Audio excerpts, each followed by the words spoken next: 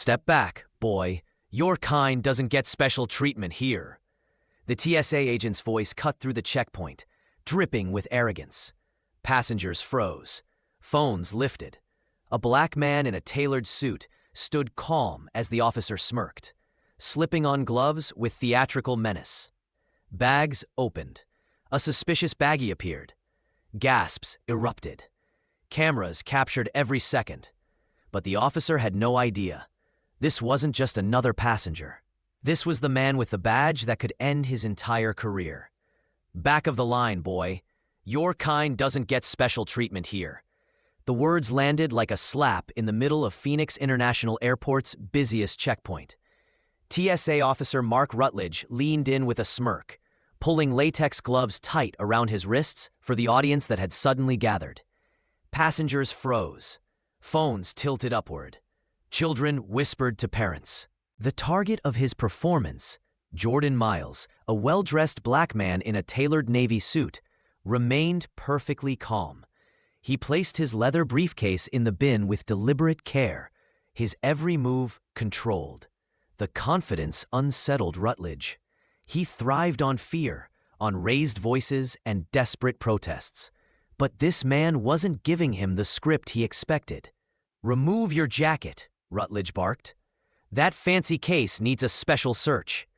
Jordan complied without hesitation, laying his jacket across the tray. What no one noticed was the small recording device clipped discreetly to his lapel, already capturing every word. Rutledge's tone grew louder, designed for an audience. "Oh, we got ourselves a polite one today. They always act calm before we find their stash." Gasps rippled as his hands roamed far more aggressively than protocol allowed. A college student whispered to her friend, "This is messed up." While live streaming to hundreds, a businessman behind Jordan raised his phone higher, recording every move. And then it happened. Rutledge's hand dipped into his own pocket before sliding into Jordan's jacket. He pulled out a small baggie filled with white powder and held it high like a trophy. "Well, well, well," he crowed. "Look what we've got here." The line erupted. Some gasped, others whispered, but every camera caught the moment. Rutledge basked in his false glory, convinced he had just scored the bust of his career. "That's not mine," Jordan said evenly, his voice projecting across the checkpoint. "You planted it there, and you know it." The accusation hit Rutledge like an arrow. His arrogance faltered, replaced by genuine anger. "You dare accuse me? That's a serious allegation." "Serious," Jordan replied calmly, "and true." By now, the crowd was restless. The businessman shouted, "I've been filming this whole time. That's not how it went down." A mother added, "I've got video too. My kids saw everything." Phones buzzed as clips began uploading to social media. Hashtags formed in real time. Hashtag airport abuse. Hashtag justice for Jordan. Rutledge doubled down. "Officer, we've got a drug smuggler here," he shouted as his supervisor, Linda Hayes, approached. He waved the baggie for effect. Classic case. But Hayes hesitated.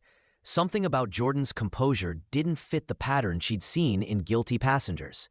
He wasn't panicked. He wasn't begging. He was waiting. "I'll need identification," Hayes said carefully. Jordan inclined his head. "Of course, but given the accusation, I request we follow proper federal procedures. You'll want the local police here." 8 minutes later, Officers Ramirez and Chen arrived. Rutledge puffed out his chest, eager to hand over his catch. "Busted him with narcotics in his jacket pocket.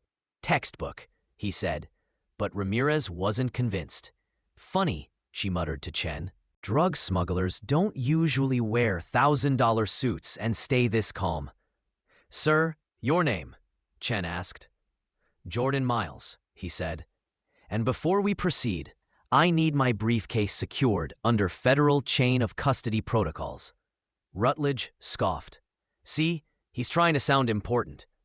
But curiosity flickered in Ramirez's eyes. "Federal chain of custody? What exactly is your work, Mr. Miles?" Jordan finally opened his briefcase with measured precision. Inside lay a leather credential case. He placed it on the desk with deliberate calm.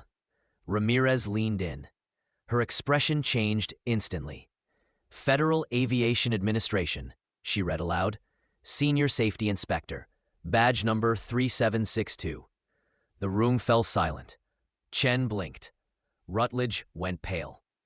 Passengers outside gasped as word spread through the crowd. This wasn't just any traveler. Jordan spoke with scalpel precision. I've spent 12 years auditing airport security nationwide.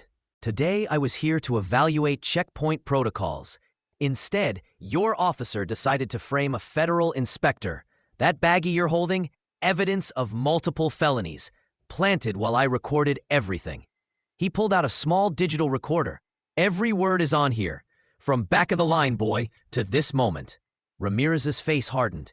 Officer Rutledge, step back, now. But, Rutledge stammered. He's lying. Quiet, Ramirez snapped. You're in enough trouble already. Minutes later, FBI agents and TSA Internal Affairs stormed the airport. Rutledge was escorted into a conference room where federal officials lined the walls. Security footage played on loop, showing his left hand slipping into his pocket before discovering the drugs. The audio recorder captured every slur, every threat. Witness testimony poured in from passengers. Mr. Rutledge, an FBI agent said coldly, you're terminated, effective immediately. You'll be facing charges of evidence tampering, civil rights violations, and obstruction of a federal investigation. His smirk vanished, sweat beaded.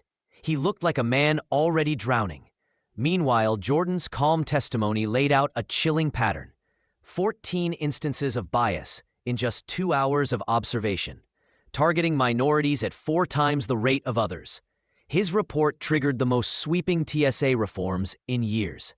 By nightfall, the story dominated headlines. TSA agent frames black passenger. Turns out he's FAA inspector. Social media exploded with clips of the confrontation. Jordan's words, "You planted it there and you know it," became a rallying cry.